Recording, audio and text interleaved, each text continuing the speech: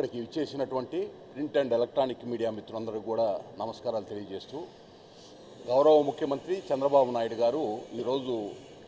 కూటమి Bharatiya Janata Party, Telugu Desam Party, Janasena Party నుండి ఎంపిక చేసినటువంటి 20 మంది కార్పొరేషన్ చైర్మన్లు అందరినీ కూడా సమావేశం ఏర్పాటు చేసి, ఏ ఉద్దేశంతో అయితే మనం ప్రజలకి సేవ చేయాలి అనేటటువంటి దృక్పథం ఏదైతే ఉందో దాన్ని తూచా తప్పకుండా ఏ విధంగా ముందుకెళ్ళాలి అనేటటువంటి దాన్ని దశాదిశ నిర్దేశం వారు చేయటం జరిగింది. ముఖ్యంగా వికసిత ఆంధ్రప్రదేశ్ని అభివృద్ధి పదంలోకి నడపాలనంటే కూటమి ప్రభుత్వం ఏదైతే హామీలు ఇచ్చిందో ప్రజల ఆకాంక్ష మేరకు అందరూ కూడా సేవానిరతితో పనిచేయాలి అనేటటువంటి ఉద్దేశాన్ని వారు చాటడం జరిగింది. ముఖ్యంగా మా పార్టీ తరఫున 20 సూత్రాల పథకం అమలు చైర్మన్గా నాకు అవకాశం కల్పించినటువంటి ముఖ్యమంత్రి చంద్రబాబు నాయుడు గారికి, అలాగే పార్టీ అధ్యక్షురాలు పురంధేశ్వరి గారికి, అలాగే కేంద్ర పార్టీ నాయకత్వానికి అందరికీ కూడా ధన్యవాదాలు, కృతజ్ఞతలు తెలియజేస్తూ, ఏ ఆకాంక్షతో అయితే ఈ యొక్క బాధ్యతలు మాకు అప్పజెప్పారో ముఖ్యమంత్రి గారు,